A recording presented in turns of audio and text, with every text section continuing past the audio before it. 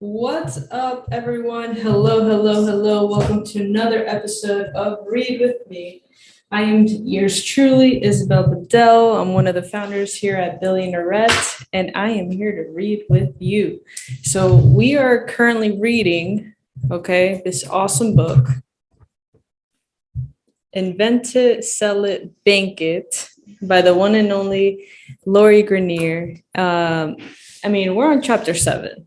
Okay, we're almost done with this book. This book only has 12 chapters, but I got to tell you, all of them are juicy. Okay, if you want to know anything about patents, go to the previous video because she lays it down.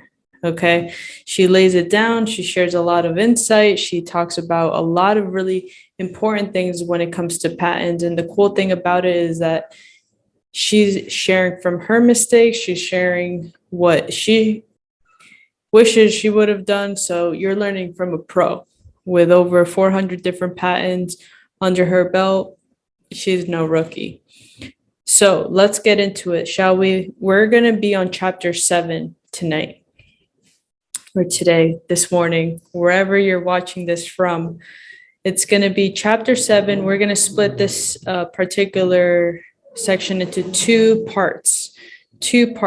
So what's really, really powerful is that because it's going to be split into two parts, we're going to get to enjoy it even better and better and better.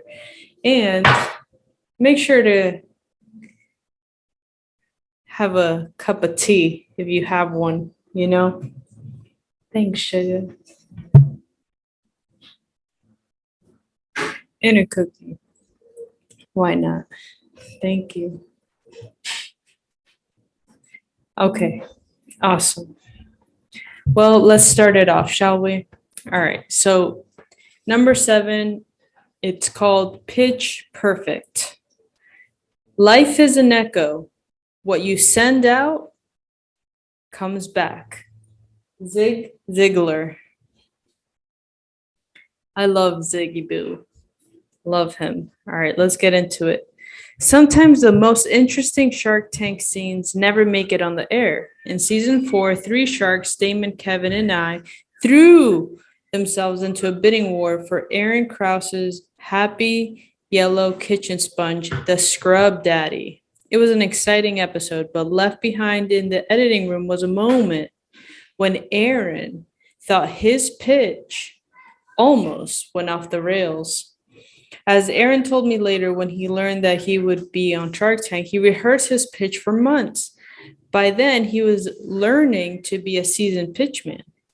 He had recently made it into QVC and had pitched live on TV a couple times. He wanted to break into retail and get the Scrub Daddy nationwide.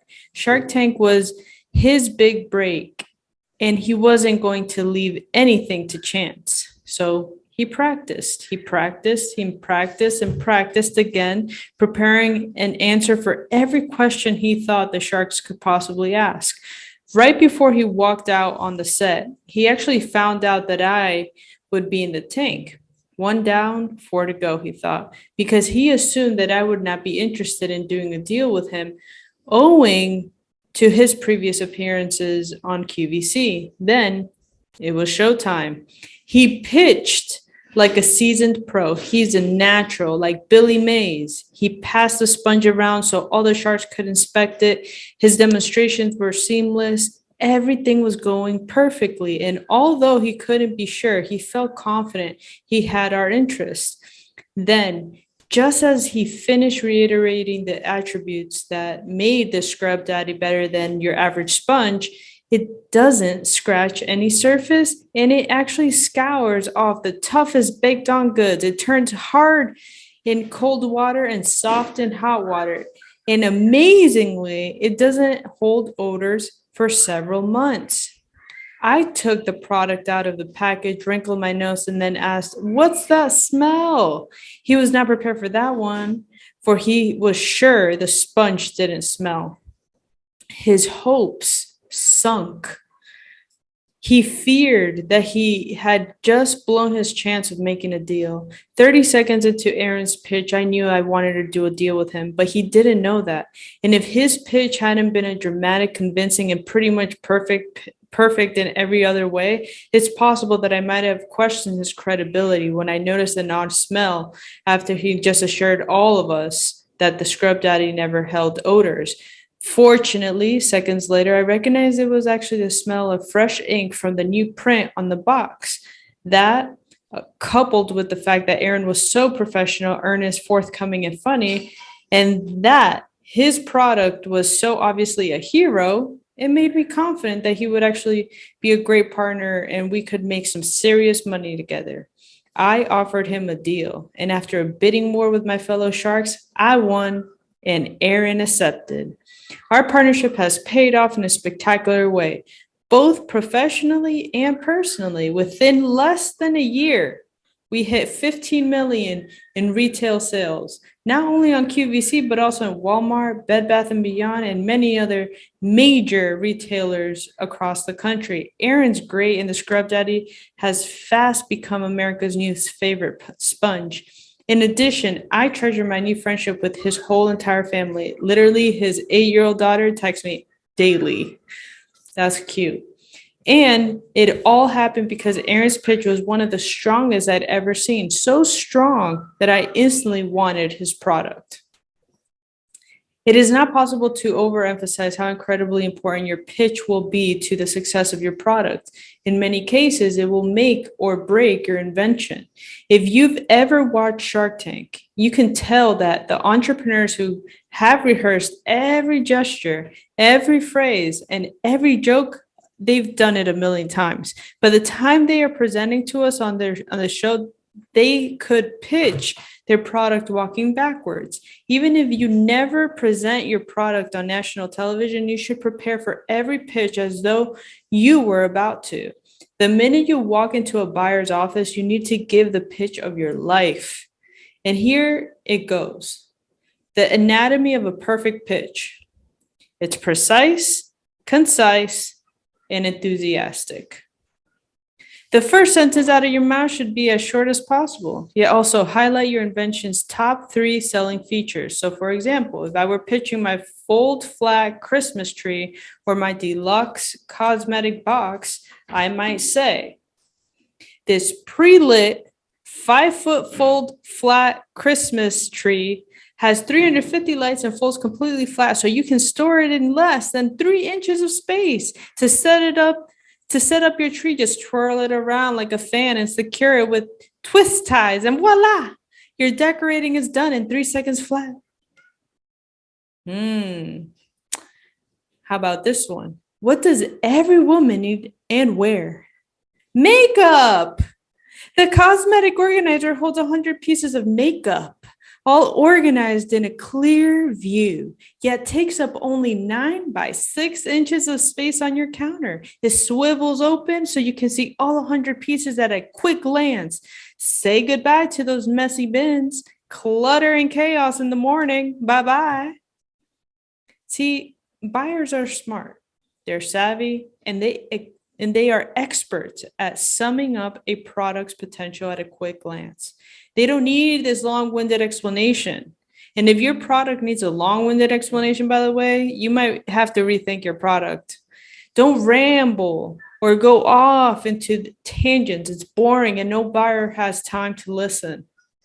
Be authoritative, clear, and excited, but also stay aware of your audience. If their body language says go on, then go on. If it looks like you're losing them, switch your product demonstration or wrap up your offer so your buyers have the opportunity to ask some questions. Don't be so forceful that you turn them off. Be aware of people's moods and personalities and adjust as necessary. If they don't like or agree with something you say, think of another angle you can take. That way, they might be more open for it. It's exciting and animated. Listen. You got to listen. Buyers will actually listen.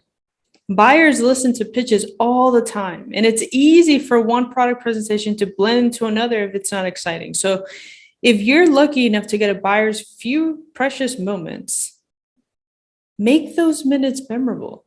Anytime you make a buyer laugh or engage is a step closer to getting a deal. Help the buyer see that working with you could not only be a profitable experience, but a fun one too. Quality of life is key. One of the most memorable pitches on Shark Tank that I ever experienced was also the craziest. It was for a weight loss program. Lose 12 inches in 12 workouts, pitched by Ryan Cowboy Amen. He showed up in the tank wearing a bright cowboy shirt, big cowboy hat, chaps, and boots. Shortly into his pitch, he ripped open the cowboy shirt to show off his amazing abs. The only thing stronger than the Superman abs was maybe his thick twang, which he used to excellent effect to keep us sharks engaged and asking more questions. I really like that fun, energetic Zang people. Sometimes a little crazy is good. And Ryan, he definitely had that fun, zany energy going on. It's infectious, and laughter is a great selling tool. It makes you likable. He was so wild and funny, literally screaming, yeehaw! Now that's what I'm talking about. He had my full attention. We were all really enjoying the pitching. And we couldn't even stop watching him. So Eamon was like a living embodiment of infomercial energy. His conviction and passion just pulled you in and made you want to watch. He was the biggest character I've ever encountered on Shark Tank. Now, usually I'm hesitant about investing in weight loss products, but I remember a woman at the Home Shopping Network several years earlier who had successfully sold a series of DVDs that taught people to lose weight by breathing differently. I was totally skeptical about her product, yet was amazed at how many she sold. It was unclear how her DVD worked, but she looked great and she was very, very convincing. She said that all you had to do was breathe in a certain way and you'd lose several pounds a week. Crazy. Yes. But honey, that sold. That breathing sold. This woman made a fortune by tapping into people's desires to get results quickly and easily.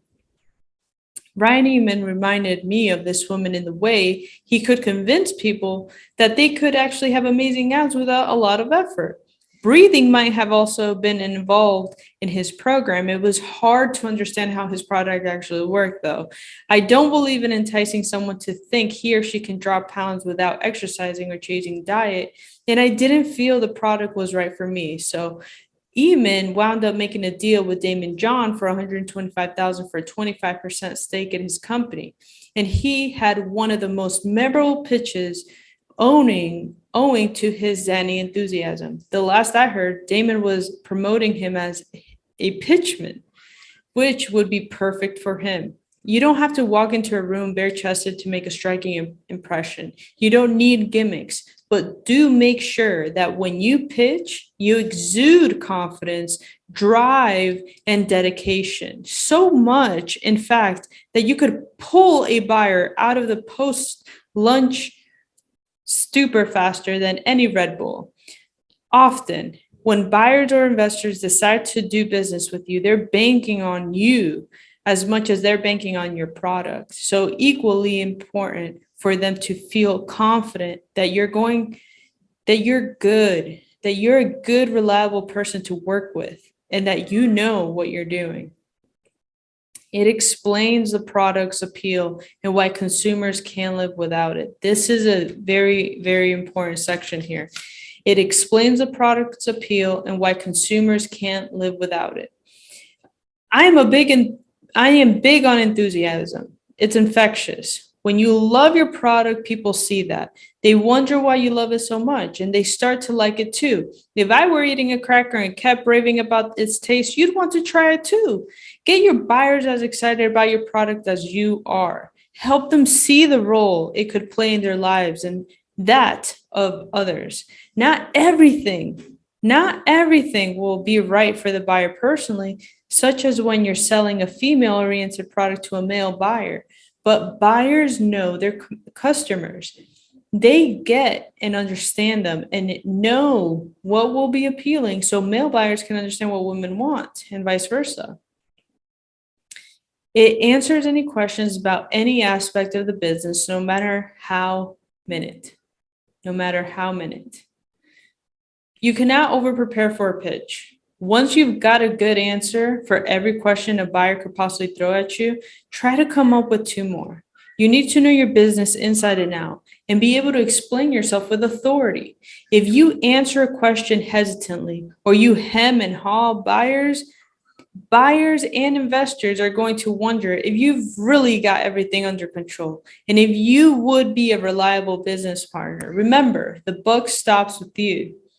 You need to be accountable for and aware of every unit in the warehouse, every number on the books, every order coming in. In addition to that, you also need to have ready answers for how you intend to plan for the future. And if you don't have an answer, don't lie.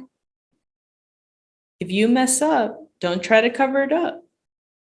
Tell the truth.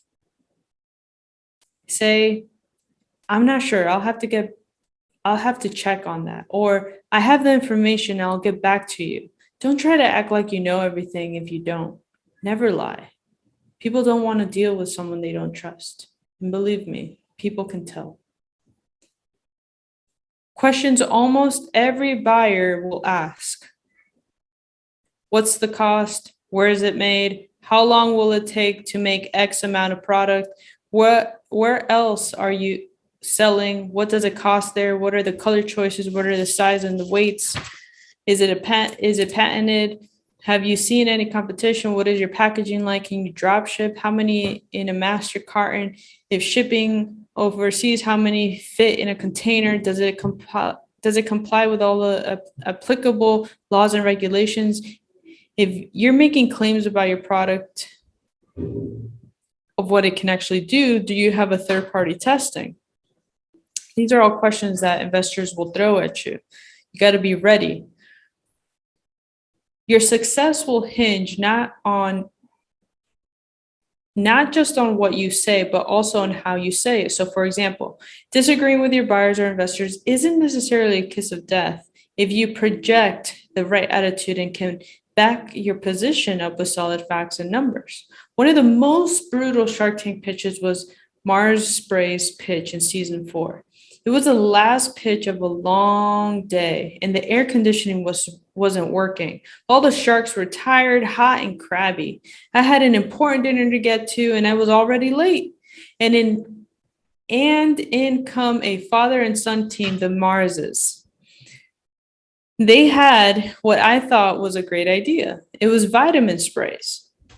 They had a vitamin C spray, a sleep spray, a slim spray, and an energy spray. You didn't have to worry about swallowing pills or absorption. You just shot several sprays in your mouth, and whichever spray you would choose was immediately absorbed into your system.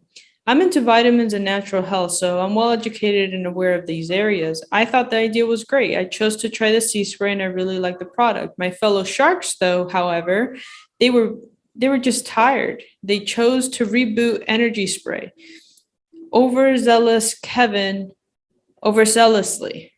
Kevin, Damon, Mark, and Robert each sprayed probably 2 to 3 times the recommended dose into their mouths, and within minutes became quite alert and rather ferocious. Some of them actually started to fire questions dripping with skepticism.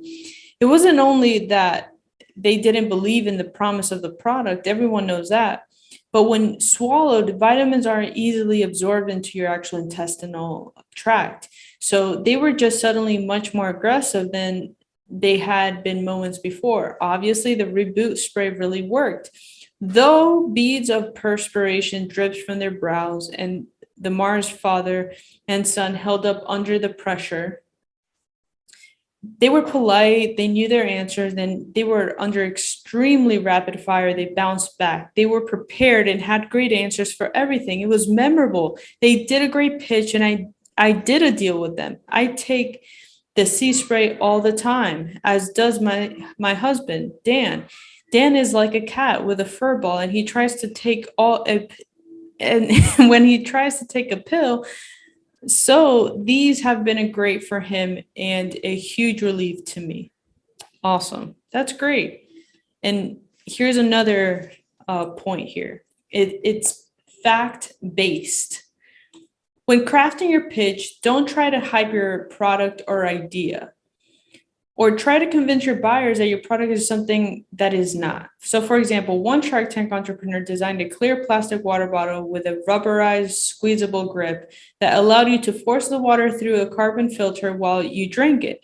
He worked tirelessly to convince us that his water bottle was unique and that it represented a major improvement in the water bottle design. But it was just a filtered water bottle, a really expensive, fancy filtered water bottle that didn't provide a much bigger benefit than any of the high-end water bottles could provide. In addition, he had little evidence to prove that consumers were actually desperate to spend their money on this invention.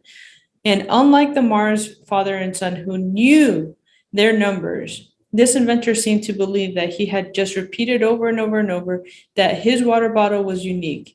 We would suddenly see the brilliance of his idea. He shouldn't have to work that hard. If your product is great, your market research is accurate, and you present the features and benefits in a dynamic, convincing, and authoritative manner, your buyers and investors will be able to see for themselves that you're giving them a chance to be part of something big and that you would make a great partner.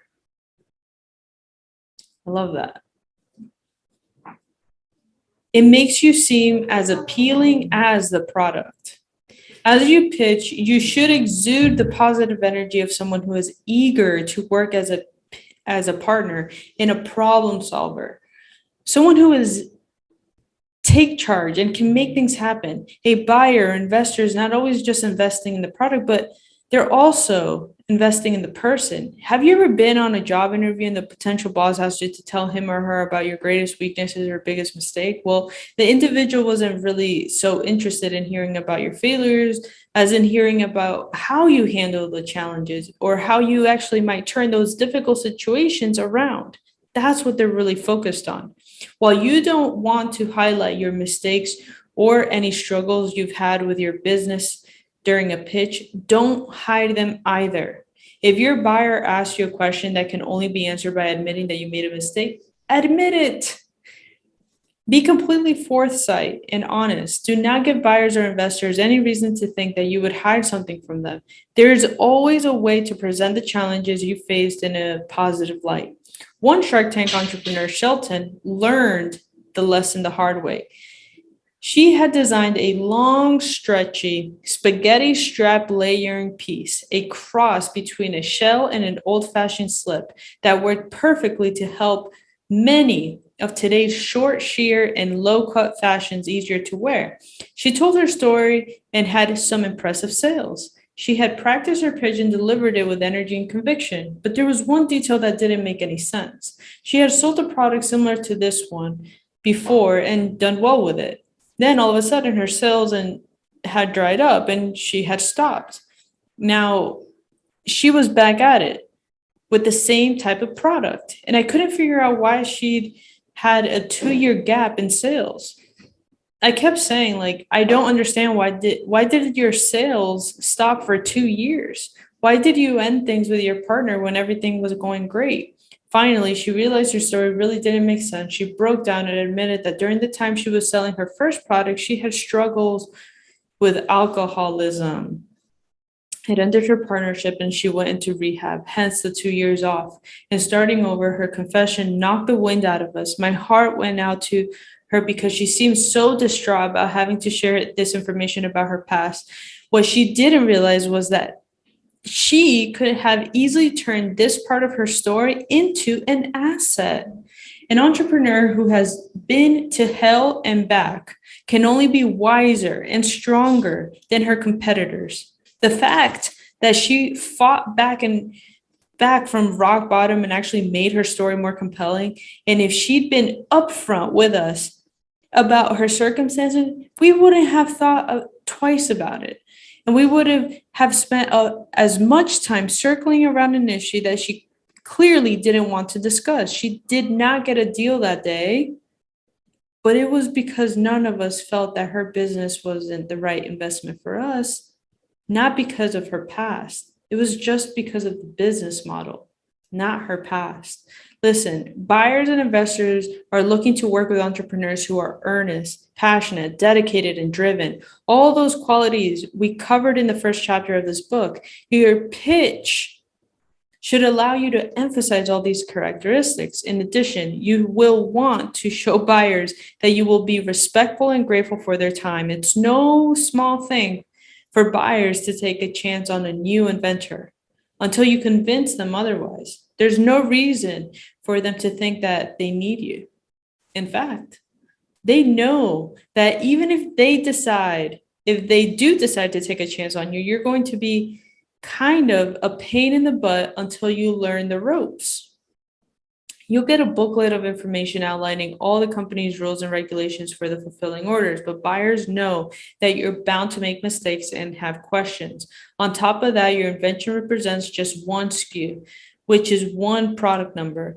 Buyers have to process a ton of new paperwork for every new vendor with whom they decide to do business with. In addition, they have to teach new vendors all the rules of working within their organization. They often have to set up a new EDI, which is an electronic data interchange, so that their computers will recognize the new products and will be able to transmit information about it back and forth to track the orders. It costs thousands of dollars to set it up. So they have to explain to you the proper way to ship, how to label their rules, regulations, and requirements. They're going to have to educate you, and they might not want to take the time that they have to do that. Why bother with all of that work for just one SKU, when instead they could just continue to do business with a large corporation, the reps and the distributors that represent a steady stream of new products with which to choose from? Reps and distributors are helpful for the buyer and for you. As vendors, they know the lay of the land and are already set up into the buyer systems, which allows them to make transactions which are more seamless. It's not a bad choice for entrepreneurs to hire a rep to present their product. A rep's connection and broad reach can open the doors that a lone investor might not be able to do on his or her own. Some stores even require that you use a distributor because they don't want to be bothered teaching individuals on how to navigate their ordering system. And it's easier for them to work with just a few distributors who can supply them with a variety of merchandise. Be aware that whenever buyers are watching your pitch, alongside with all the excited thoughts and hugely successful quarters dancing in their head, there are visions of extra hard work that you're going to make for them if they take a chance on you. So you have to. So if you make the choice to go in without a distributor or rep, convince your buyers that it will be worth it. Be as helpful as handy as possible. Let them know not to worry. You'll take care of things. Read their guidelines and make sure that you do everything right. Awesome. I'm going to stop right here. In the next video, I'm going to get into the rest of these tips, which are awesome. Literally, the next suggestion that she's mentioning is dress for success. And some really, really good ones is remember to listen. Sometimes it's good to share the spotlight. And she's going to go into the pre-pitch prep, which I'm really excited about. But I really, really enjoyed this particular chapter.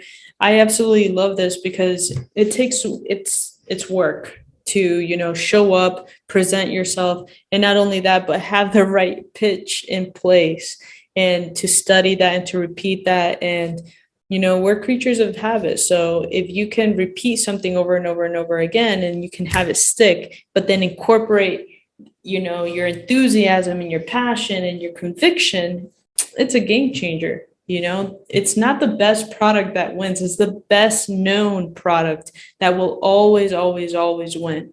So don't forget that. You might be selling courses, you might be selling products, you might be selling one-on-one. Okay.